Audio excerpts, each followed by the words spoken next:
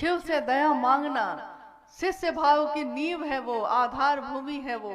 शिव की दया हो जाए तो क्या नहीं हो सकता है। तो हम सब शिव के शिष्य मनसा वाचा करुणा अपने साहब के संकल्प को याद करें। और जैसे होली में गाते हैं लोग कि होली के दिन दिल मिल जाते हैं, गिले शिकवे भूल कर दोस्तों दुश्मन भी गले मिल जाते हैं। हम सब तो दुश्मन भी नहीं है, हम सभी गुरु भाई गुरु बहन हैं। और हमको बहुत बड़ा काम आगे बढ़ाना है, अपने साहब के संकल्प को, अपनी माँ नीलमानंद जी के संकल्प को घर घर में पहुंचाना है। अगर एक दूसरे के लिए मदद नहीं करेंगे तो ये काम होगा कैसे। और अगर हम चाहते हैं हम अपने साहब को कुछ दे सकें, अपने गुरु शिव को कुछ दे सकें, तो गुरु की दक्षिणा भी यही कहती है कि अगर दे सकते हो तो एक शिव का शिष्य दे दो। और इससे बड़ा उपहार उस गुरु को और आप हो या हम हो कुछ भी नहीं दे सकते। तो हम सब ये संकल्प लें, संकल्पित हों कि आने वाले वर्षों में हम नहीं जानते हमारा जीवन कितना है, हम नहीं जानते कि हमारे पास सामर्थ्य कितना है। सामर्थ्य महादेव बढ़ा देते हैं, वो चाहे तो किससे क्या न करा दें। हमको जो ये भ्रम होता है कि हम ही करेंगे तो होगा, जैसे ही एक व्यक्ति ऐसा सोचता है कि अगर मैं नहीं करूंगा तो नहीं होगा, महादेव अपने 10 गणों को खड़ा कर देते हैं। महादेव को आदमी की कमी नहीं, महादेव को गणों की कमी नहीं, महादेव को शिष्य की कमी नहीं, लेकिन हम शिव शिष्यों को महादेव की कमी है। हम महादेव को न खो दें, इसकी कोशिश करनी चाहिए। एक गीत जो कभी बजता रहा है, साहब जब बैठे रहते वो गीत बजता तो वो मुस्कुरा देते। गीत के बोल थे कि मुझको इसका गम नहीं है कि बदल गई है दुनिया। गीत में कोई गायक गा रहा है कि मुझको इसका गम नहीं है कि बदल गई है दुनिया, मेरी जिंदगी है तुमसे कहीं तुम बदल न जाना। साहब ने कहा कि सही तो गा रहा है, मेरी जिंदगी में और है क्या, मेरे नाते रिश्तेदारों ने भी मेरा साथ छोड़ दिया, आना नहीं चाहते मेरे पास, क्योंकि मैं आएंगे भी तो महादेव महादेव ही करूंगा। सबको तो अच्छी नहीं लगती ना ये बात, लेकिन मेरे प्राण बसते हैं शिव की शिष्यता में। मेरा जीवन मेरा परिवार है शिव शिष्य, जो भी गुरु भाई गुरु बहन है मेरे। बस मेरे मन में यही आता है कि मैंने जिन लोगों पे विश्वास किया है कि महादेव की शिष्यता की अमानत को ये संभालेंगे, बढ़ाएंगे, लोगों तक पहुंचाएंगे, मेरी जिंदगी है तुमसे कहीं तुम बदल न जाना। गुरु भाई गुरु बहनों से कह रहे हैं साहब कि मेरे विश्वास की रक्षा करना। और ये कितना बड़ा विश्वास है जो उन्होंने किया है। हम अपने बच्चों को या अपने किसी घर को के लोगों को अगर घर से निकलने लगते हैं तो हम कहते हैं कि घर की अलमारी में सोना रखा है, पैसा रखा है, छोड़ के मत जाना घर, रक्षा करना उसकी, मतलब कि घर की रखवाली करना, ऐसा ना हो चोरी हो जाए। छोटे छोटे धातु के चीजों के लिए हमको इतनी परवाह है, और शिव की शिष्यता जो अनमोल है, विश्व के मानव के लिए सबसे सुंदर उपहार है, इतनी बेशकीमती चीज साहब ने हमको आपको हम ऐसे बांट दी, ऐसे दे दी। और ये भी नहीं कहा कि हाँ, क्योंकि उनको ये विश्वास था, ये विश्वास रहा है कि हम इस बात को लेकर चलेंगे और जरूर चलेंगे। साहब कहते हैं मेरे गुरु शिव असंख्य लोगों में प्रकट होंगे, असंख्य लोगों में प्रकट होंगे। कितनी बड़ी बात कह रहे हैं वो। और आज है ये गांव गांव में, गलियों में महादेव के गीत गूंज रहे हैं, महादेव की शिव चर्चा हो रही है। साहब ने जो परिचय चाहा, जो पहचान बनाना चाहा, मेरा आपका सबका, उन्होंने बस इतना ही कहा कि तुम लोग जब गुजरते हो लोग क्या कहते हैं। एक बार साहब उपवन में बैठे थे, कुछ गुरु भाई गुरु बहन मिलने आए। साहब ने कहा कि आप लोग जब अपने गांव में गुजरते हैं झुंड में लोगों के साथ जब गुरु कार्य करने जाते हैं, फटाफट सेशन करने जाते हैं, तो लोग आपको देख के क्या कहते हैं? तो गुरु भाई गुरु बहनों ने बड़ी खुशी के साथ कहा कि लोग कहते हैं कि शिव चर्चा वाले जा रहे हैं। साहब ने कहा कि यही तकलीफ मेरी सबसे बड़ी है। मैंने तो चाहा कि लोग आपको देखें तो कहें कि शिव के शिष्य जा रहे हैं, और आपने ये क्या किया है कि लोग कहते हैं शिव चर्चा वाले जा रहे हैं। एक मामूली शरीरधारी गुरु का शिष्य भी जाता है, गुजरता है कहीं से, तो लोग कहते हैं कि अमुक गुरु का शिष्य जा रहा है। और इस धरती पे शिव के शिष्य जब गुजर रहे हैं तो लोग कहते हैं शिव चर्चा वाले जा रहे हैं। अरे लोगों के मुंह से तो निकलना चाहिए कि देखो शिव के शिष्य जा रहे हैं। हमारा मनसा, हमारी वचन, हमारा आचरण ऐसा होना चाहिए। आइए, आज आप लोग बहुत गर्मी में हैं, ये बात सही है, और ये भी अनुभैया ने सही कहा कि हम इंसान किसी भी चीज़ से खुश नहीं होते। जो महादेव ने दिया है उसके लिए धन्यवाद नहीं देते, उनको खुश नहीं होते, हमेशा शिकवा ही रह जाता है, हमेशा शिकायत ही रह जाती है, और हमेशा यही कहते रह जाते हैं कि महादेव आप तो नहीं ही पूछते हैं, लेकिन उमा माता भी कुछ नहीं कहती है, कुछ तो कहे, हम लोग पे कुछ तो रहम करे। तो यही है, महादेव ने दिया ही दिया है, लेकिन हम लोग किसी भी चीज़ से संतुष्ट नहीं हैं। तो जब ये संतुष्टि आ जाए, हालांकि संतुष्टि है मुझको, ऐसा नहीं कि नहीं है, लेकिन आप लोग चूंकि धूप में हैं इसलिए थोड़ा कष्ट हो रहा था। ये नहीं सोचा था कि फरवरी के सप्ताह में भी इतनी गर्मी हो सकती है। हालांकि जब मौसम को अचानक आप बदलिएगा तो उसका रूप भी बदलेगा।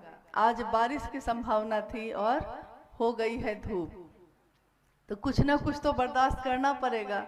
बारिश में दिक्कत होती है, धूप को थोड़ा बर्दाश्त कर सकते हैं। आइए हम लोग बात करते हैं कुछ जिज्ञासाओं पे, और अगर कोई जिज्ञासा आई है तो उसका उत्तर देने की कोशिश करते हैं। स्थानीय गुरु भाई ने पूछा है, नाम तो नहीं लिखा है। शिव भाव के शिखर की तलहटी में ही संपूर्ण संकीर्णताएं तिरोहित हो जाती हैं। छतरपुर, कृपया समझाया जाए। हाँ, बहुत दिन बाद इस तरह की जिज्ञासा फिर से शुरू हुई है। मैंने बीच में आपको कहा भी कि 1990 में शिष्यानुभूति लिखी थी साहब ने, और उस समय साप्ताहिक चर्चा स्थलों पे भी शिष्यानुभूति रखी जाती थी, लोग उसी पे बात करते थे। गुरु भाई लोग जब आते साहब से मिलने या अपने क्षेत्र में भी जाते, तो जब तैयार होके घर से निकलते तो उनके पॉकेट में, शर्ट के पॉकेट में शिष्यानुभूति रखी रहती थी, और उसमें ऊपर जो लिखा हुआ है हमारे गुरु शिव, वो दिखाई देता रहता था। गुरु बहनें अपने बैग में, अपने पर्स में शिष्यानुभूति रखती।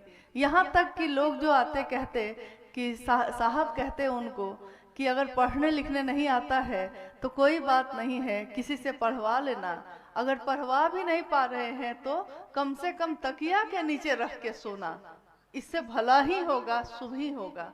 और सारे लोग ये बात करते थे। साहब का आगमन जिस शिव गुरु महोत्सव में होता, उसमें जिज्ञासा भी शिष्यानुभूति की पंक्तियां ही आती, जैसे अभी आई। मैंने कहा ना कि हर महोत्सव में साहब की ही उपस्थिति है, साहब के ही वाणी है, उन्हीं की बातें हैं, उन्हीं के जिज्ञासा और उत्तर है। शिव भाव के शिखर की तलहटी में ही समस्त संकीर्णताएं तिरोहित हो जाती हैं।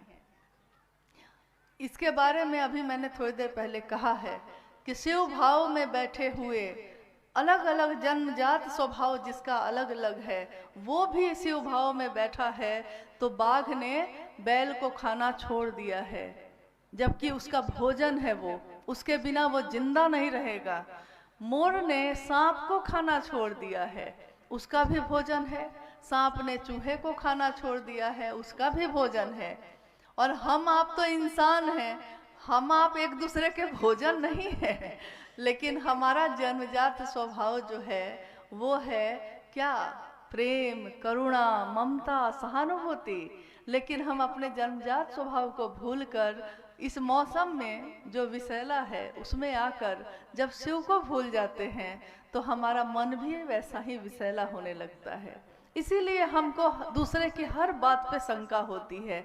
कितनी बार आपने देखा होगा कि कोई एक व्यक्ति बैठा है, दूर थोड़ी दूर पे कोई दो व्यक्ति बात कर रहे हैं और हर कुछ देर के बाद वो व्यक्ति कहता है कि जानते हैं वो जरूर मेरे बारे में बात कर रहा है, जबकि ऐसा नहीं भी होता है।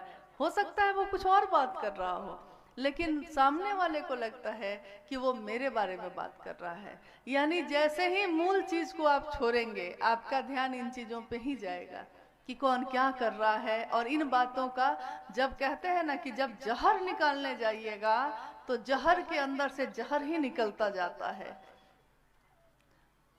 कहीं उसमें अमृत नहीं निकलता। एक जगह जहर खो दिएगा तो जहर ही जहर निकलने लगेगा। एक जगह जब घृणा का बीज बोया जाता है तो फिर उसमें प्रेम के फूल नहीं खिल सकते हैं। लेकिन साहब हरिंदानंद जी ने उसमें भी शिव शिष्यता का फूल खिलाया है। उन्होंने लिखा है, उन्होंने कहा है कि कांटों पे चढ़ के ही गुलाब खिलता है। दुनिया गुलाब के फूलों को देखती है, कांटों को कोई देखता भी नहीं। जो कांटे बोते हैं, जो कांटे बन के दूसरों को चुभते हैं, सुना होगा आपने कि कांटे की टक्कर हो रही है। कहीं होता है ना, कोई खेल हो रहा है, किसी में लड़ाई हो रही हो या क्रिकेट का मैच हो रहा हो, तो हम लोग कहते हैं कि कांटे की टक्कर हो रही है। लेकिन कांटों की टक्कर के बाद फूल का हार पहनाया जाता है। यानी कांटों का हार आपने कभी नहीं सुना होगा कि किसी ने पहनाया होगा। साहब कहते हैं कि दुनिया गुलाब के फूल को देखती है, कांटों को कोई देखता भी नहीं। हालांकि वो कांटे चुभन पैदा करते हैं, चुभते हैं, लेकिन तब भी शिव के शिष्यता के फूलों में सुगंध है, सुवासित है वो। दुनिया शिव की शिष्यता के फूलों की सुगंध को देखती है, कांटों को कोई देखता भी नहीं। इसीलिए शिव भाव के शिखर की तलहटी में ही, जैसे किसी पहाड़ की चोटी पे आपको जाना है, और अभी यहाँ तो पलामू में तो ऐसा नहीं है, मौसम के अनुसार रहता है, लेकिन आप अगर पहाड़ों पे चले जाइए तो मई और जून में यहाँ काफ़ी गर्मी होगी, लेकिन मई और जून के मौसम में भी अगर आप पहाड़ के पास जाइए तो पहाड़ पे अभी पहुँचे भी नहीं हैं, अभी पहाड़ से थोड़ा दूर है। शिमला चले जाइए, मनाली चले जाइए, तो अभी पहाड़ पे नहीं पहुँचे हैं, अभी पहाड़ के नीचे ही हैं, लेकिन हवाएं ठंडी होने लगती हैं। गाड़ी रोक के आपको जैकेट निकालना पड़ता है। यहाँ मई में आप पसीना पोंछ रहे थे, वहाँ मई में आपको हवा की ठंडक लगने लगती है। देखिए, शरीर से जैसे ही गए हैं तो तलहटी में ही ठंडक का आभास हो रहा है, अभी तो चोटी बाकी है।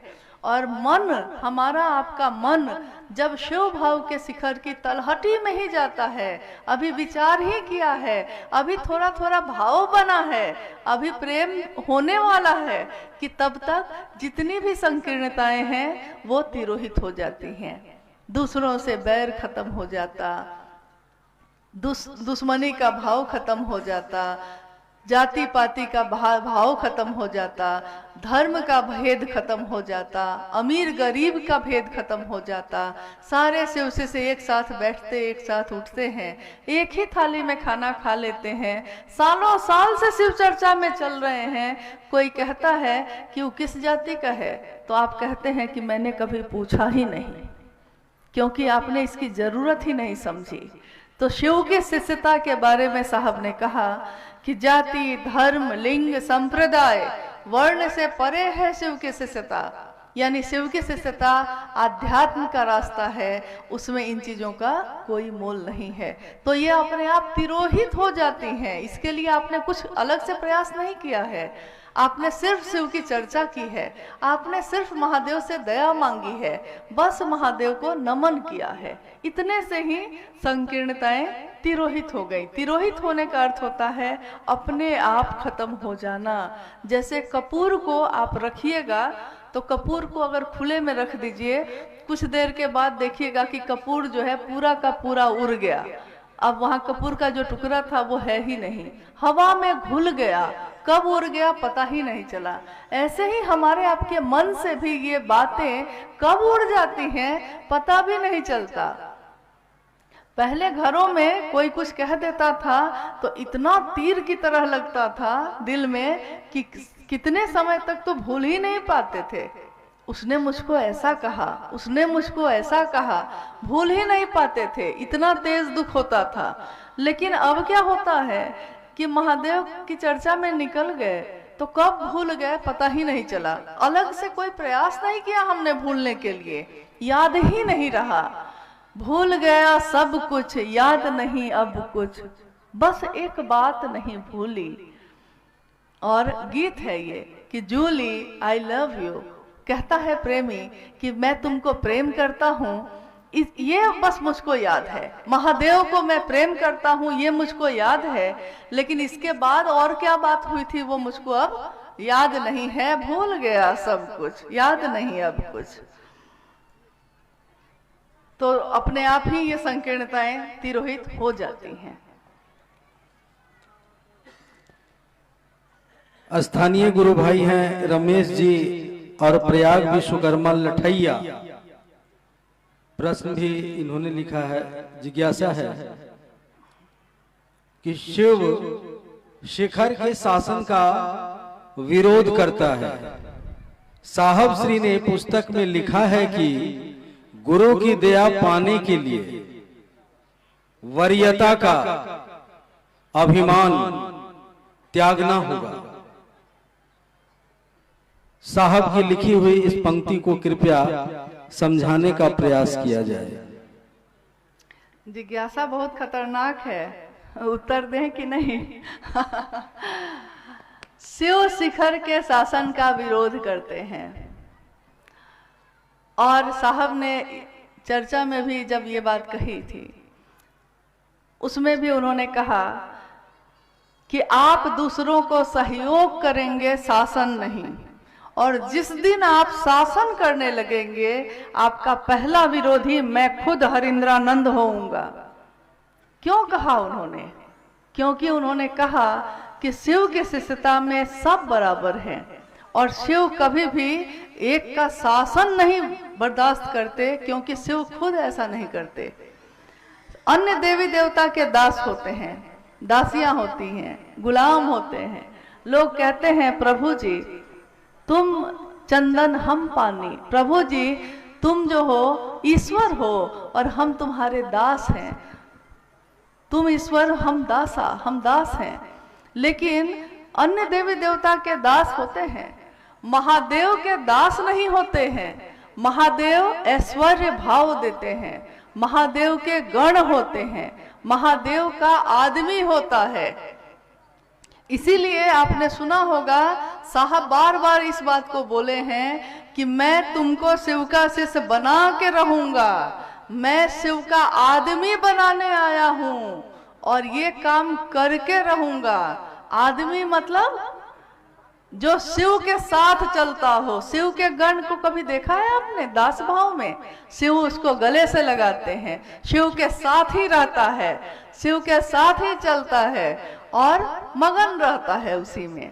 शिव के गण यानी शिव के लोग होते हैं, दास दासी नहीं।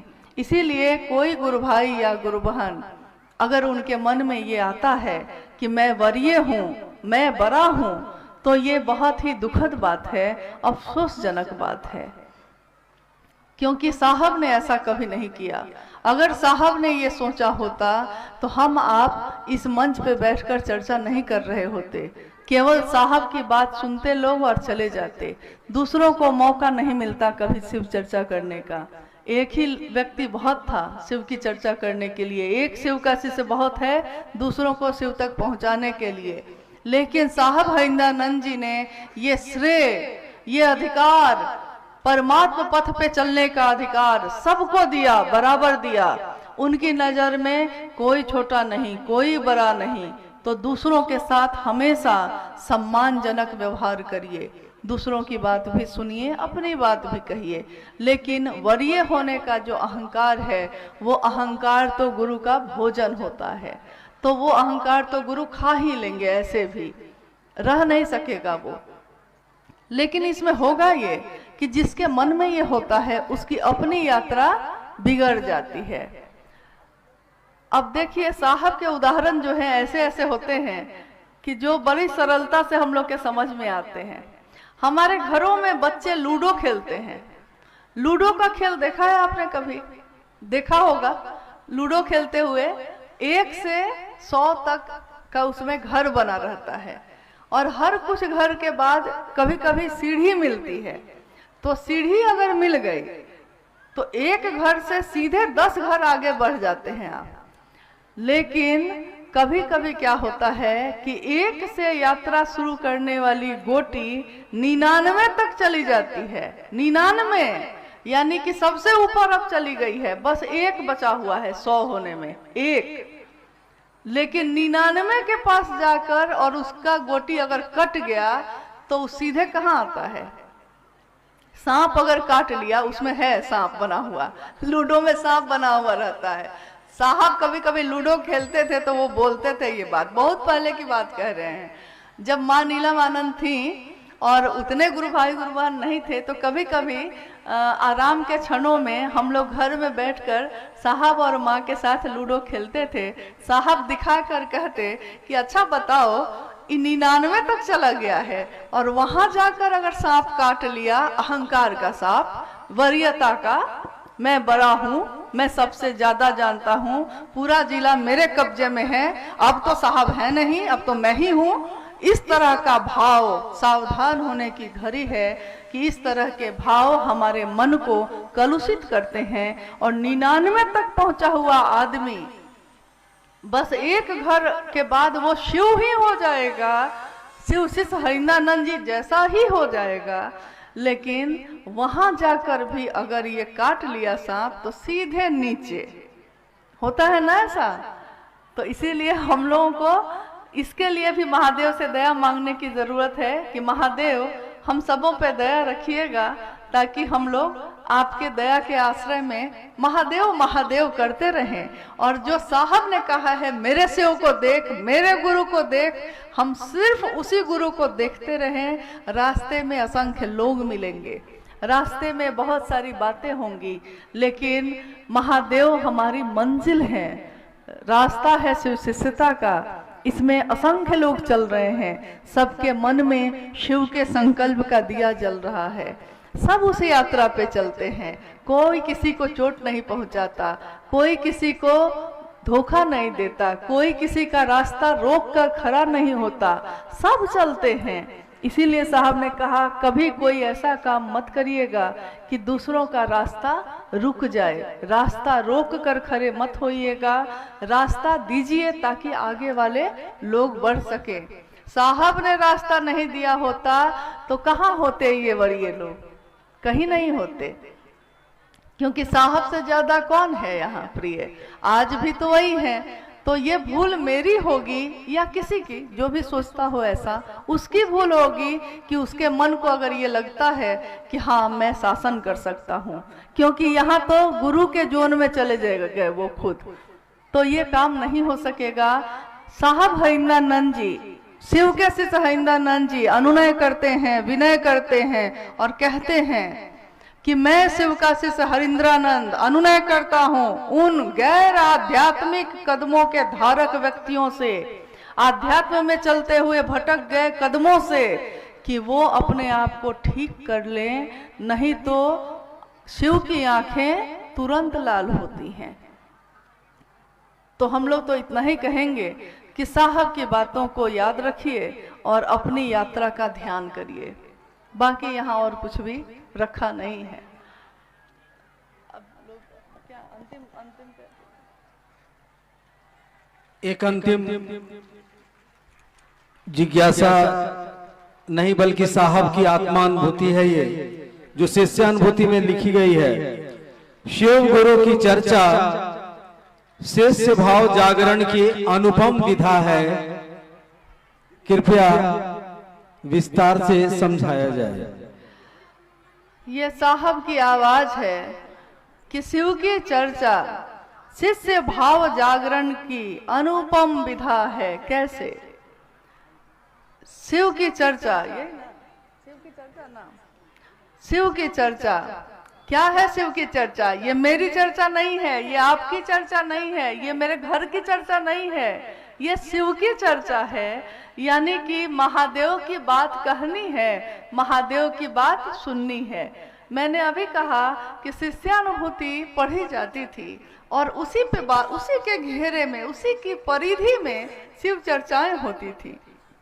आज क्या हो गया है कि बैठते हैं शिव की चर्चा के लिए, बैठते हैं महादेव का काम कैसे आगे बढ़े इसके लिए, लेकिन आप बैठने से पहले ही अपने मन को ऐसा बना के बैठते हैं कि उसमें समाधान नहीं निकलता और मुश्किल पैदा होती है। तो शिष्य जागरण का तभी हो सकता है ये, जब बैठे तो शिव की चर्चा शिव के लिए सोच के करिए। साहब ने कहा कि मैंने शिव की चर्चा पैसे के लिए नहीं की थी, मैंने शिव की चर्चा अपने वैभव के लिए या अपने साधन जुटाने के लिए, अपने सम्मान के लिए नहीं की थी। मैंने शिव की चर्चा शिव के लिए की थी और इसीलिए मैं ये चाहता हूँ कि आप भी शिव के लिए ही शिव की चर्चा करिए, ताकि आपके अंदर का शिष्य भाव जाग सके। और जैसे ही ऐसा होता है, शिष्य भाव का जागरण होता है, जागरण इस बात का कि मैं कौन हूँ, मैं कहाँ से आया, कहाँ जाना है मुझको, मेरी यात्रा की मंजिल क्या है। और जिस दिन हमको मंजिल याद आ जाती है, फिर रास्ते में चाहे लाख खाइयाँ मिले, चाहे लाख अच्छे बुरे लोग मिले, आपकी यात्रा रुकती नहीं है, चलती चली जाती है। हमारी यात्रा चलती रहे महादेव की दया से, साहब दीदी के आशीर्वाद से, इसी की कामना है। और ये शिव गुरु महोत्सव भी, इसमें हमको साहब का ध्यान आए और उनको हम चेहरा दिखा सकें, ऐसा काम हमको आपको करना है। बस इसी की कामना है, क्योंकि बंदों से पर्दा करते करते हम ये भूल गए कि खुदा की बात कर रहे थे, ईश्वर की बात कर रहे थे, परमात्मा शिव की बात करने वाले लोग। अरे पर्दा नहीं जब कोई शिव से, तो बंदों से पर्दा करना क्या? जब प्यार किया तो डरना क्या? अब घुट घुट आहें भरना क्या? दिल खोल के महादेव की बात करिए भी और दूसरों को प्रेरित भी करिए। बस इसी की कामना है और यही सपना है साहब और दीदी का भी। हम लोग आज आपसे विदा लेते हैं। आप भी अपने घर को स्थिर से जाइए, हम भी अपने घर को लौटते हैं और आने वाले समय में हम अपनी यात्रा पे ध्यान दें, दूसरों को मदद करें। बस इसी की कामना है। हम सबका जीवन शिवमय हो, सुखमय हो, शिव कल्याण करें, शिव दया करें। आप सभी के चरणों में मेरा प्रणाम।